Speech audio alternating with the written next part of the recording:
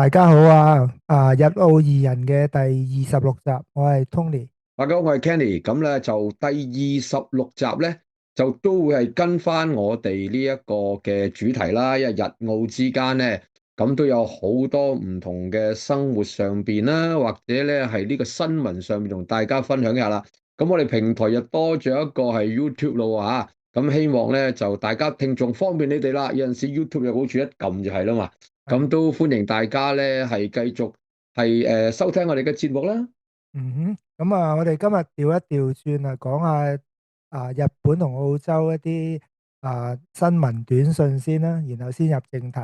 OK，咁啊，講啲不如講啲激氣嘢先啦。係，好啊。因為講真啦，嗱，大家咧都經過呢一個嘅由上個月28號開始啊，呢個美國以色列咧喺呢個伊朗做呢個斬首行動啊，咁結果咧即係呢個嘅中東戰火就升溫係嘛，日日新聞都唔同嘅。據嗯。說而家咧好似話用係一戰、二戰啲水雷咧，就已係。經搞到呢個20幾海里嘅呢個海峽啊，呢個嘅霍爾木茲海峽咧，就已經係相當之麻煩係嘛。咁咧當然嗯。啦，衍生落嚟去到我哋都有影響，就係呢個電油嘅價格啦。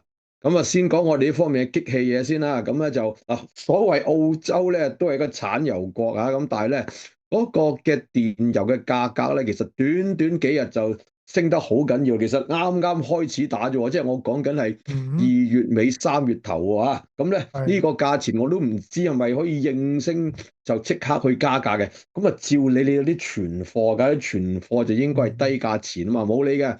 喺墨爾本嗰啲油站咧，就從咧個六個七一公升嗱，我哋就唔係用加侖計嘅，我哋就用嗯。公升計嘅，一跳就跳到2個3啊！咁呢個雪梨啊，同埋呢個墨爾本咧，其實過半嘅油站咧都係被指係趁火打劫噶嘛。一開始嘅時候冇理咧，就已經係提升咗幾十個美仙啦。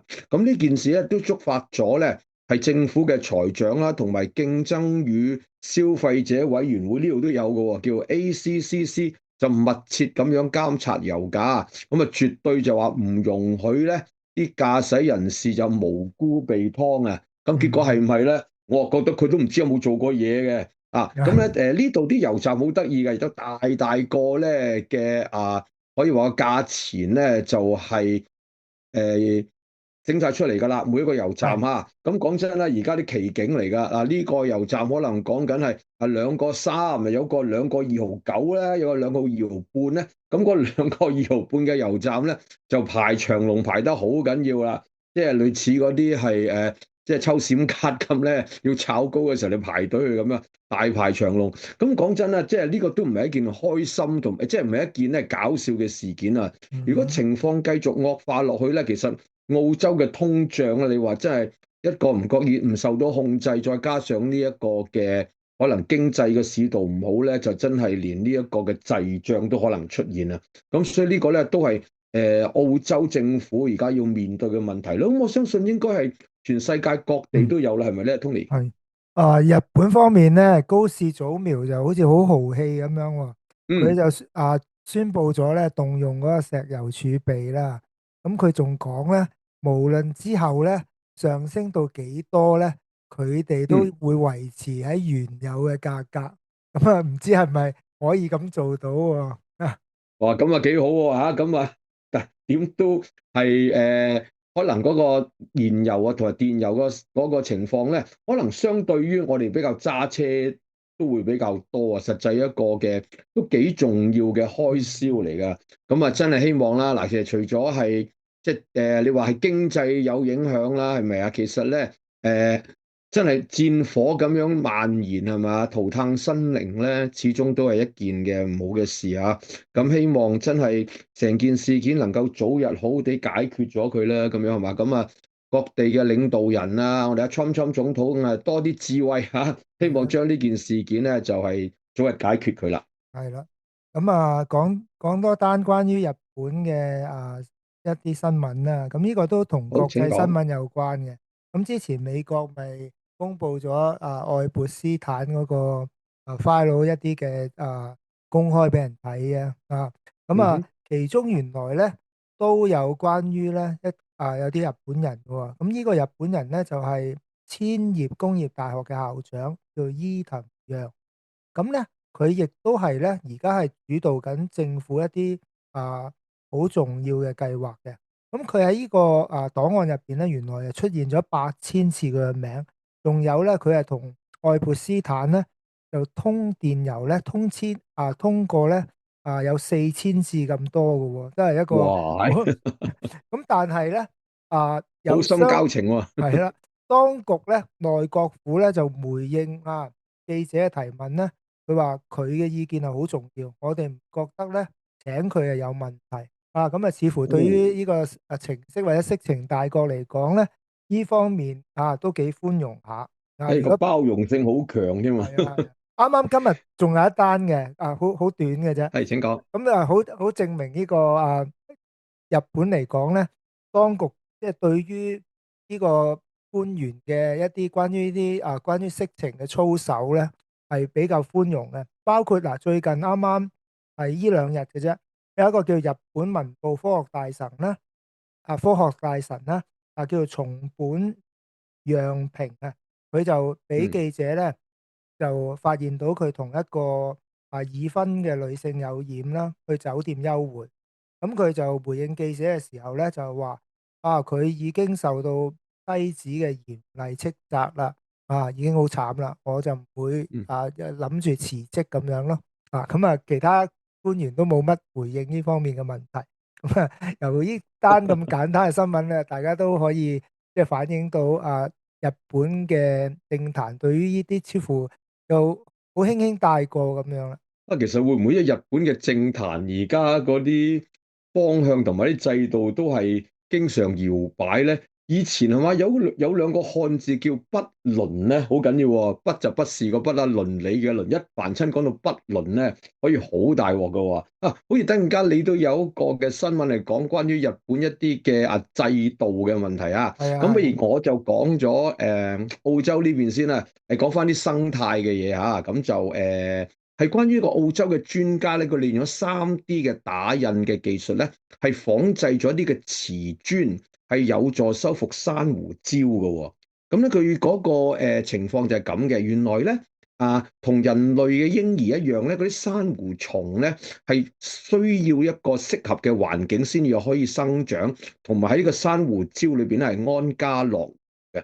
咁澳洲嘅傳媒咧，都喺近一周裏邊咧，都報導咗啦。喺昆士蘭省 Queensland 咧呢個嘅葛里菲斯大學工程同埋建築環境學院嘅首席研究員咧，佢融合咗生態學同埋建築學咧，就用咗 3D 嘅打印同埋呢個模具咧，就開發咗一系列咧嗰個表面設計好唔同嘅瓷磚。希嗯。望能夠促進呢個嘅珊瑚修復工作嘅喎。咁相關嘅研究員咧，就揾咗好多唔同嘅表面啦、物料同埋顏色咧，就希望吸引咧嗰啲嘅珊瑚嘅幼蟲咧係附着生長。咁總共咧都創建咗成9款嘅仿生設計，共製作咗咧75個嘅原型。咁啊用咗咧一個嘅 3D 打印嘅物料啦。咁我相信嗯。Tony 你應該都中意 3D 嘅打印嘅創作啦。嗰種物料就叫 PETG，咁啊撈嗯。埋啲蠔殼啦、珊瑚啦同埋混凝土咧製作出嚟嘅。我希望透過呢個計劃咧係復修同埋重建咧世界各地退化緊嘅珊瑚礁。咁如果呢件事能夠做得到咧，真係對都係一件於呢個好事嚟。環境保育同埋海洋環境咧係一個一大貢獻嚇。係，其實成日都聽到澳洲政府喺環保或者海洋保育方面咧，都做好多工作嘅，其實都係啦，好可能即抵讚。係始終個天然大自然啦，澳洲人就好崇尚嘅，係嘛？無論係動物、植物咧，佢都愛護。咁希望能夠澳洲係嘛，今次就係能夠做咗啲成績出嚟啦，就可以令到咧係人類有一個造福啦，咁樣樣。係咁又講翻嚟日本先啦。嗯，係啦，輪咁呢個到你講啦。消息就未必對於香港人嚟講咧，一定唔係一個好消息啦。因為咧，嗯日本政府咧內閣會議咧，啱啱喺10號舉行咗之後咧，就通過咗一個叫出入境管理法嘅修正案，就決定咧係創設一個叫電子入境認證制度，叫 JESTA。咁呢個嗯哼。就係話要求你有簽證嘅人咧，都要呢個網上去做一個審查，去登記一啲佢預設嘅事項。即係如果佢發覺你咧係干犯咗某啲嘅以往喺日本嘅一啲事情咧，或者佢覺得你有啲唔妥咧，即使你係免簽證嘅國家或者地區啦，佢都唔會俾你去日本㗎喎。咁即係話無形哦。中咧，免簽嘅制度其實就變得好可有可無咁樣啦。你無論有冇，你都係個個都要做呢樣，同埋佢都係收錢嘅。大概個收幾多點港幣度咧？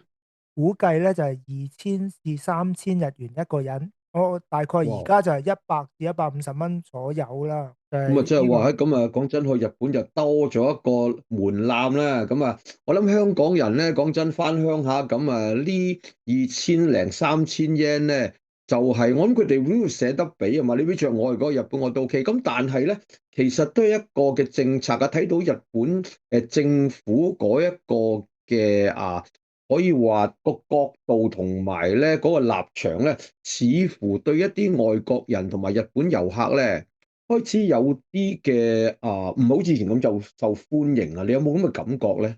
有啊，有佢其實而家成日網上或者你會睇電視見到佢公布一啲政策咧，好多時十居其九咧都係同外國人有關嘅。即係包括啱嗯。啱講嘅 Jetstar 啦，仲有佢哋就係研究緊可能2030年左右到啦，就係話外國嘅遊客嚟到日本咧，無論你可能食個麵啊，或者咧你去博物館睇嘢啊，或者係搭巴士都好，係會收費咧，係會可能double 即係比起日哦。本人咧，會收費咧就係有一個唔同嘅落差啦。咁到時唔知會唔會通過啦。咁就佢哋係研嗯。究緊呢樣嘢。哦，咁加埋埋就係個皮費嚟噶咯噃。嗱，頭先你講咗係咪啊？總言之，唔理你落地就首先就攞咗你2000-3000 yen，話跟住嗰啲食飯，你搭車食個麵啊，買樣嘢都由頭到尾咧，都抽一啲就唔係咁好噶咯，係咪啊？個印象又麻麻地喎。講真，而家日本旅遊業對於佢哋國家嗰個收入應該都幾重要噶咯，係咪啊？嗱，你重工業又唔見你多啦，你嘅譬如話講緊你汽車工業啊、電子工業，其實都有好多嘅競爭對手。呢個旅遊業係咪真係咁樣做到咁蓬勃、咁好嘅時候咧，你就加潑冷水咧？我諗呢個都真係值得日本當局要三思喎。不過真係好難講啊！當一個地方嘅民族主義抬頭咧，好多時好多嘢都睇唔到。係啊，民族主義呢樣嘢係嘛？大家真係 nationalism 呢樣嘢真係由第一次世界大戰、第二次世界大戰啦，而家我唔敢講啦嚇。總言之咧，真係，唉，希望世界和平啊！真係今年呢個願望啊，真係希望能夠真係做到啦。咁你澳洲方面仲有冇消息？講不的咁多啦，好啊，講翻好啊。油價嚇嗱，我哋咧其實咧就睇翻下，咁今日咧我哋嘅油價咧都係講緊係2.9，咁你可以嗯乘翻5.5啦，咁呢個就1公升啦。咁咧我就呢兩日睇睇報紙啦，或者我睇下 YouTube 咧，喂，原來香港咧佢都係用1公升嘅喎，講緊係30幾蚊嘅咯喎。啊哈。咁所以真係嚟講，唉，我諗我哋大家同事都係捱緊貴油啊。哦，係啊，真係冇辦法啦。係咯。係啊。咁啊，希望各位啦，我諗啊，真係唔係淨係駕駛人士啊，其實慢慢辣埋噶啦，啲嘢係嘛，電費啊嚟噶啦，好多嘢啊，真係希望咧啊。能夠呢個嘅超級通脹真係唔好重臨啦。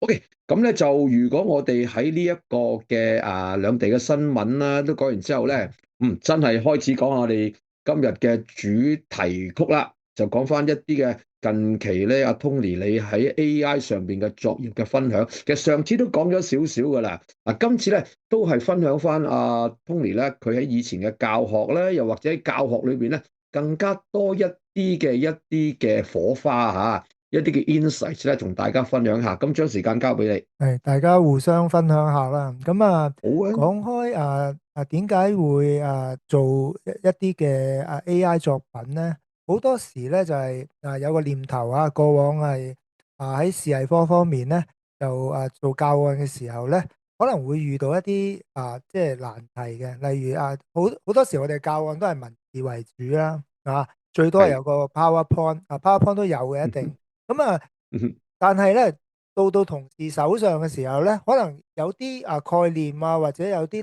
內容咧，就未必係咁了解或者唔知道嘅，好多時咧就需要即係再大家研究下點做啦。咁但係而家有咗 AI，特別咧啊 Gemini 嗰個 Nano Banana 咧，而家去到第二代啦，越嚟越犀利，特別係嗰個文字中文字嘅顯示咧，就越嚟正確好少甩漏嘅咁嗯對於我哋做呢啲嘅 AI 嘅作品嘅展示咧，帶嚟好多嘅輔助即係比起以往，因為如果以往咧，你又要有圖冇字咧，好難表達到一啲即係詳細啲嘅內容嘅。但係而家咧，例如我哋做咗個教案之後，我哋擺到嘅 Nano Banana 咧，可以話俾佢聽咧，去生成一啲插圖或者一啲漫畫或者一啲教案嘅啲圖示嘅內容咧，即係展示翻我哋嗰個教案個進程係點樣去進行啦。因為通常我哋而家個教案就係一個主題式，通常係有兩個課題或者三個課題啦。例如好似我特別中意嘅就係6年班，以往有一個樹嘅課題啦。咁以往咧，我哋就係分成三個作品首先係素描樹啦，然後用色彩冷暖去表達啦，跟住咧就分組同學咧去用石膏布用一啲廢物咧去砌一棵立體嘅樹出嚟啦。咁好開心嘅，大家擺晒喺度咧，哇，好即係成個場面咧都幾吸引，同埋佢哋啲創意咧真係你我自己有時都諗唔到嘅，即係都帶嚟好多嘅驚喜。咁而家咧，係，適逢有 AI 嘅輔助咧，呢幾年咁配合翻AR、VR 咧，我又諗咗可以再進一步因為而家香港政府都好鼓勵全民 AI 啊嘛，甚至會有 AI 嘅撥款咧，俾學校去使用。咁老師真係可以諗下喺呢方面咧，可唔可以再進一步自己諗一啲課題咧，去配合翻喺以往嘅教案上邊。咁我就做咗一個叫做用 Nano Banana 做咗一個嘅教案嘅展示圖啦，有文字有圖畫咁去講嗯翻個作品出嚟。咁首先就係去生成一個叫做生命樹啦，佢諗咗個構思，然後咧概念，嗯哼，係啦，利用啲文字一啲point 去話俾佢聽你想佢點樣表現出嚟。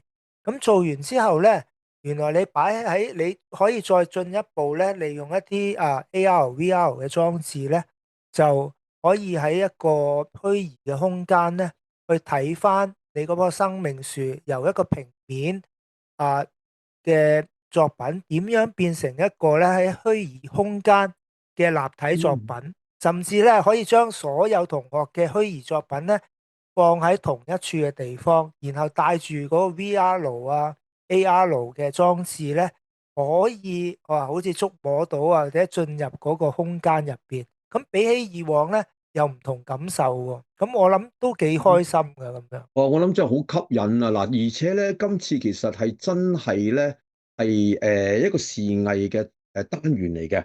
咁嗯可能各位嗱，可能咧今日都有啲我哋嘅同事聽到啦，又或者啲行家、一啲老師聽到咧，不妨可以嗱，都我諗 Tony 同我哋都係拋磚引玉啦。我將一啲咁樣嘅概念咧，都俾到大家，咁都好歡迎大家咧，你可以俾翻啲嘅 feedback 俾我哋喎，係係嘛？可能你都啊可能係一啲題目觸發到你一啲嘅靈感嘅創作，咁希望咧互動之下咧，都可以係能夠揾到啲好嘅教案咧，一啲好嘅教材咧，教學生啊。咁我都係加插一句，以前咧，我都有陣時要做一啲嘅視藝係嘛啊，睇到啊科長你俾我，譬如話係4年級啦，一個跨越平面啊立體嘅創作啊，點樣咧係理解人物可以利用一個嘅水果啊，或者係一啲嘅物件嚟重新做嗰個面型啊。啊，以前咧就睇一啲冰冷嘅文字啊，咁但係而家咧話我發覺我睇翻咧你喺IG 上邊嗰個嘅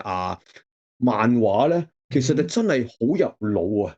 咁我都覺得話呢個係一個相當好嘅方法係嘛？咁啊，等啲同事一望嘅時候望清楚，亦都可以睇到個背景啊，成個好流暢嘅過程去教學咧，其實都係一種享受嚟嘅啊！咁啊，我都係呼籲啊，話其他科都咁啦，其他科中文啊、常識啊、英文全部都係漫畫俾我哋睇咪好咯，都幾開心啊！我真係開心啊！OK，咁樣樣，咁你仲有冇？好似仲有一個係分享嘅喎，關係於啲馬連談話呢個，我都好欣賞你嘅係，喎，不過可唔可以繼續講多啲啊？意猶未盡啊！不如等你講咗你點樣用 AI 去做一個 What If 嘅歷史小説先啦，你都好精彩，我睇晒咯，我就哇，多謝你喎！哇，咁重口味嘅嘢，其實有陣時我都諗嘅。嗰陣時開會嘅時候話，通年我要唔要講下呢個話題？嗱，我覺得都好嘅。一啲自己中意嘅嘢，亦都未必係點講，唔係一定要人哋認同，呢個過程裏邊創作開心就得啦。咁啊，我諗個題目咧都可能係比較幾重啊，係一個我自己咧係同 AI 一齊創作嘅小説。咁啊，取材住一個嘅多重宇宙當中嘅一個平衡時空啊！話講到呢度咧，大家如果繼續堅持聽落就多謝你啊！意思即係咩咧？我係同 AI 一齊係寫一個嘅架空嘅歷史小説，假設咧喺我筆下裏邊呢個小説呢個世界咧，同而家我哋嘅1941年嘅冬天有啲唔同。咁1941年嘅冬天，咁啊睇下大家中唔中意歷史軍事啦，就正正係日本偷襲珍珠港嘅時候。咁咧，其實點解我會有呢個概念咧？因為我都好中意同 AI 傾偈嘅，有陣時啊，當係 Q time 咁。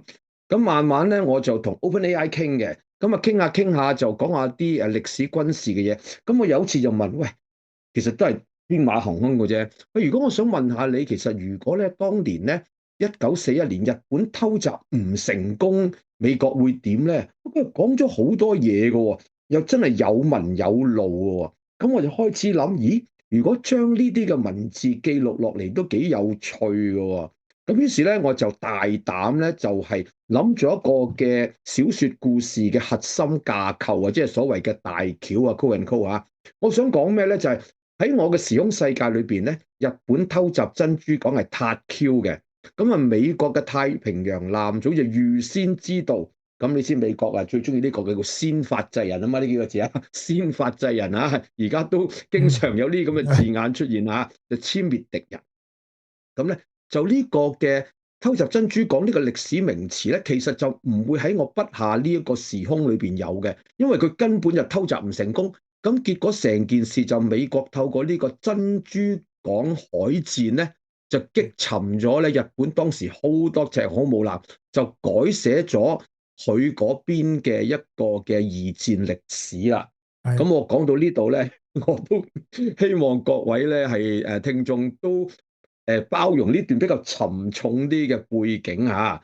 咁去到呢度咧，其實就有個問題嘅喎。咁因為我講到就天花亂墜啫，但係其實成件事合乎呢個戰爭嘅博弈邏輯咧？咁我嗯就其實我就問咗佢好多問題嘅，咁就一一咧佢又會駁翻我。譬如我話喂，咁譬如話美國突然之間咧就將隊艦隊就係巡邏，咁啊偶遇得唔得啊？啊咁佢又 ban 我喎，佢唔得嘅喎。由 ChatGPT 講嘅，佢話咁唔得嘅，嗰個還原率都好低嘅。你諗過第二條橋啊？咁結果咧，我真係同佢喺互相呢一個咁樣嘅交流裏邊咧，就揾到一個咧，原來喺當時1941年尾咧。就美國真係有個科技啦，唔係船堅炮利喎，唔係佢嘅航空母艦話大隻啲，又唔係佢戰機好打啲，而係一個嘅情報技術，即係講緊咧一個嘅係解密碼。咁就結果由呢樣嘢咧，咁我就真係咧好地同佢傾下個邏輯啦。咁先係 OpenAI 嗰度咧就係講咗啲料，但我都覺得，誒都唔知準唔準確嘅。於是咧我就揾咗呢個 Perplexity。咁我覺得公認比較會同啲 fact check 得多啲啦。咁佢就真係同我講歷史上邊咧真係有嘅，原來 IBM 當時已經有㗎啦。咁咧佢真係有啲 decoding 嘅嘢咧係可以解到碼。咁當然啦，嗯個橋段方面咧就係有一啲嘅比較係可以話係戲劇化啲嘅發展啦。但係我感覺上咧都係有可能發生嘅。咁成件事做完出嚟條橋喎，咁啊但係同你講啊。如果你用 嗯 OpenAI 寫呢個嘅小説同我一齊寫咧，好行貨嘅，寫不久不久寫話今日你個時間限制多啦，又做得嗯，同意啊。話要聽日啦，麻麻地梗又叫你時間限制，最好你俾錢。咁我就把心一橫，咦？我未曾用過邊個啊？好似頭先你講 Gemini 啊嘛，咁啊 嗯 Gemini 好多時候咧嗱，大家都係可能生成圖啊。我今次係大膽啲，我同 Gemini 講，我話嗱咁，我就希望有一個架空歷史小説嘅風格。我甚至咧都向我最尊敬嘅一個嘅架空小説作家啦，可能聽眾都會知我中意嘅田中芳樹啦。我哋嗯可唔可以咧就係用咗田中芳樹老師嘅一啲嘅筆風，我即係寫明筆風兩個字嘅，咁咧就嗯生成呢個故事。咁結果咧，我喺2個月喺大約1個半月嘅時間咧，我創作咗9章同埋2章嘅番外篇。真嗯，係大大話話成5萬幾個字。哦，咁咧我自己咧就真好犀利。係唔太多嘅。我每一個章節裏邊咧，我自己加啦減啦，我都可能係講緊係幾千字到啦，每一個章節。咁啊，嗯成個過程咧，我就係好投入啦。咁啊，唔好嫌口水多，講多少少。關於個人物設定啊，咁咧就成件事啦。咁如果係二次大戰裏邊，尤其是太平洋戰爭，就梗係山本五十六啦，係嘛？咁如果大家中意太平洋戰爭，你就好清楚啦，尼米茲啦，甚至係羅斯福啦，或者咧係南雲忠一啦，呢啲就真係歷史角色。咁咧喺呢個嘅 OpenAI 裏邊咧，佢會慢慢咁將啲角色俾埋個設定我嘅。咁而投入落去，咁而每一章你有變化噶嘛，佢會將個角色慢慢微調，我覺嗯得都幾神奇下。咁至於一個咧，就令我就都想同大家分享一下，佢個角色我完全唔知㗎，佢叫做 Joseph Horsford，咁咧就史密夫羅切福特少校。我呢個咩人嚟嘅咧？點解突然間有咁嘅角色咧？咁原來咧，我追溯咧，OpenAI 可以就話佢喺1年半之後啦，即係喺呢個1942年嘅6月咧，嗰陣時咪有中途島戰役咧。咁嗯呢個嘅 Joseph 嘅少校咧，佢就真係咧就可以解破咗呢個中途島嘅密碼。咁啊，又利用咗呢個嘅人物咧，就仲成為成件事嗰個核心。咁嗯我覺得，咦，都幾神奇啊！有陣時佢啲角色同埋邏輯上嘅嘢嘅設定咧，都唔係無的放矢喎。有一個叫做山本太郎啊，有一嗯個叫做咩人物咁樣喺度亂咁打亂咁，佢唔係嘅。佢其實係有一啲歷史根據，就令我就更加覺得咧係中意做落去咯。咁嗯至於一啲嘅武器啊，同埋情報系統咧，佢真係跟足晒當時嘅設定，甚至咧我話：咦，可唔可以有雷達呢樣嘢？佢即刻 ban 我冇雷達㗎。嗰時嘅嗯美國嘅雷達係好渣㗎咋，唔可以咧係一個好大量，好似而家咁樣搜索咁啊犀利㗎。咁呢樣嘢咧就令我咧一路寫呢9章加呢2個番外篇咧，係一個好賞心樂事。咁我自己都覺得啦，即係等於。好似砌件模型咁開心，有陣時件模型砌完出嚟，可能人哋欣賞，甚至人哋，你咁大個人做玩玩具啊咁樣，我又唔介意喎，因為我成個過程裏邊，我覺得我做咗一件事出嚟啦。咁啊，最後一樣嘢啦，咁我反正都用開 Gemini 咧，我就話喂，可唔可以咧每一章裏邊咧同我生成一啲嘅相關嘅插畫啊？嗯，咁結果咧，呢11章嘅插好畫咧，有風格。都係我好開心、好開心嘅嘢。縱然就冇我上一次咧講到二戰嘅時候嗰啲畫家係咪啊？咁嗰陣嗯時咧，佢哋當然係一啲嘅有人性啦，同埋有感覺、有感情嘅作品。但係 AI 做出嚟嘅，亦都係喺整個嘅小説裏邊一個幾好嘅點綴咯。咁我嗯，覺得呢件對我嚟講係一件好開心嘅一個經歷啦。當然咁我就分享係要咁多啦。好啊。咁講翻頭先，我利用 AI 除咗喺教案將佢變成資訊圖之外咧，嗯，我就做咗另一樣嘢嘅。就好，係以往美術會有一啲嘅壁布展示喺啲走廊嘅壁布板入邊啦，俾啲學生睇。咁咧，嗯哼，而家我就利用咗一啲嘅AI 咧，去做咗一啲藝術家或者作品嘅解說啦，包括啱啱馬年啊，咁我就年初一至年初三咧，都分別每日 post 咗一張利用咗AI 做嘅圖啦，去講嗯哼，一啲藝術家關於馬年嘅一啲作品，一啲關於馬嘅作品啦。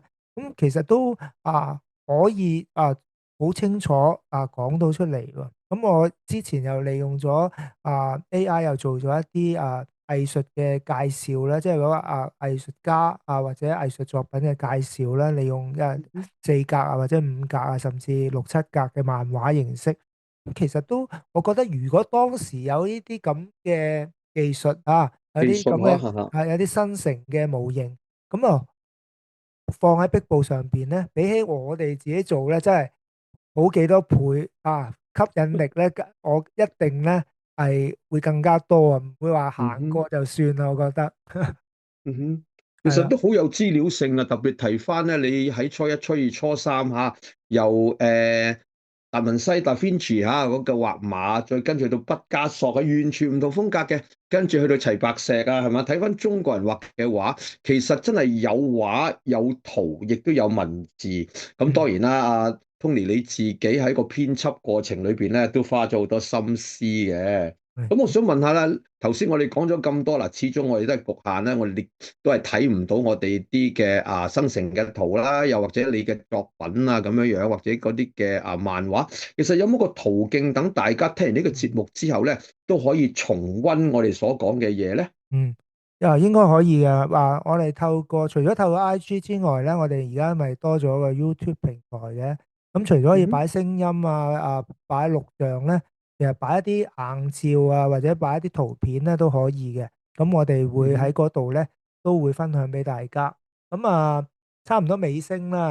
咁想講下咧，我哋下次嘅節目主題啦。今日我哋講咗好多時候，我哋移民咗之後，啱啱適逢 AI 就好發達啦嘛，呢個生成模型，好多時我哋嗯哼，咪同 AI 傾偈嘅，咁唔知係係，會唔會覺得佢好似我哋朋友一樣喎？咁唉，適逢其會我又好中意睇一個節目，就係喺 YouTube 入邊講哲學嘅，香港一節目啲嘅係咁傾，係啦，係相當好睇嘅咁嗯我哋又啱啱睇咗一集同朋友有關嘅，咁所以我哋又嗯。傾。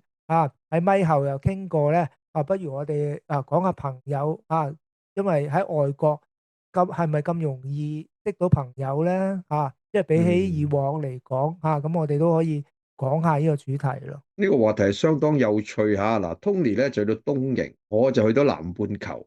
咁其實我哋當然啦，接觸嘅人士係好唔同嚇。咁如果各位聽眾你喺第一集一路都聽到去頭嗰幾集，你會睇到我哋喺異地咧有苦有樂。咁其實喺朋友方面咧，嗱，其實嚟緊嗰集就好感性，真係比較負一啲喎。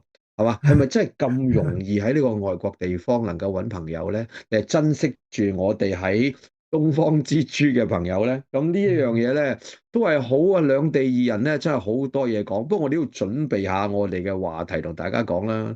咁嗯啊，我又記得我哋個彩蛋喎。上一次咧，嗰首日文嘅日澳二人咧，為我哋呢邊嘅澳洲嘅朋友就幾受落啊，話好聽喎。咁我哋嗯嗯，今次係咪都播翻一首英文版啊？係最後咧，我哋節目完嘅時候咧，會播埋咧大家未聽過嘅日澳二人嘅英文版啦。咁而家我即係透露少少啦，我都整緊好，一個咧即係影像版，關於上次日文嗰個嘅。咁會嗯一路播住歌有歌詞同埋有一啲圖片，一路即係嗯間住唔同嘅圖片即係嗯，好多時可能你睇 YouTube 咪聽音樂嘅時候咪有啲相片有啲即係啊係係啊係啊！咁樣一路出嘅，咁我就整緊到時睇下幾時可以擺到上去俾大家睇咯。啊你講緊係擺 YouTube 定擺喺 擺 IG YouTube 咧？擺 YouTube 哇喂，YouTube 好啊，好啊！喺係啊係啊，咁我喂，咁我又搭個單啦，可唔可以咧將我自己咧，我咁中意啲十零幅嘅小説嘅插畫咧，可唔可以擺埋上去啊？喂因為咧都係一啲幾得意嘅嘢啦。如果係啲軍嗯事同埋咧歷史迷嘅聽眾咧，可能你都有啲共鳴嘅喎，好嘛？咁啊，睇係，下呢個當然作品，可以啦，俾多啲係咯，見我哋。係啦，好嘢梗係希望多啲人睇啊嘛。係啦，嗱，咁啊，真係需要你支持啦。通常啲喺 YouTube 裏邊咧，嗰啲嘅主持人係咪有幾句金句一定講㗎？嗱，我哋唔使請我哋飲咖啡啦，係嘛？係咪有幾句係嘢要講啊係撳鐘仔 subscribe 仲有咩啊？？Subscribe，係唔係咁撳鐘仔 順口添？subscribe，同埋咧俾個 like 我哋啊嘛，係嘛？係啊係啊，係今希望大次輪到家都係我哋都講一次啦，唉。OK，咁仲有冇特別補充，Tony？冇啦。咁啊，今日嘅節目就到此為止啦。OK，咁啊，拜拜。嗱，記住聽埋我哋首英文版咧，先至好離開喎。OK，拜好，拜。拜拜。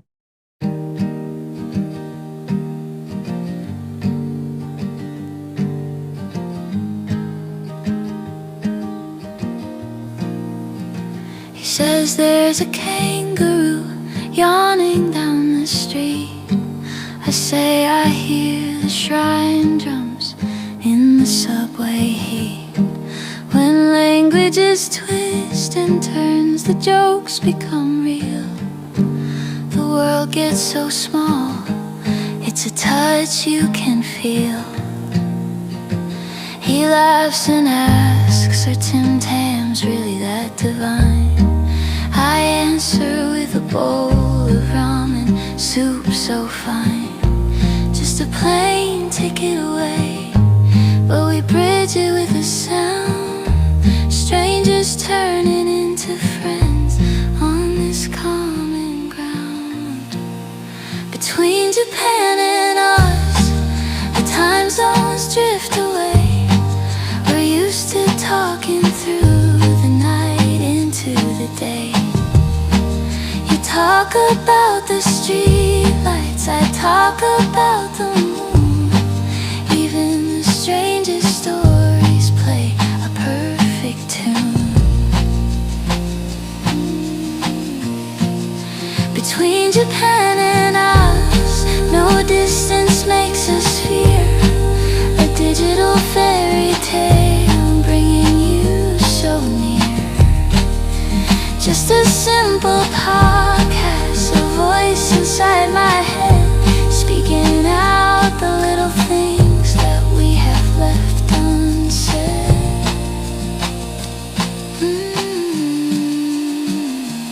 The wind blows over here.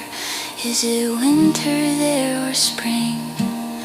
Across the hemisphere, I can hear your laughter ring. You say life is crazy, then it's quiet as a ghost. I say hit record, let's capture what matters most. Your voice in the recording, my favorite souvenir. From summer to the snow, making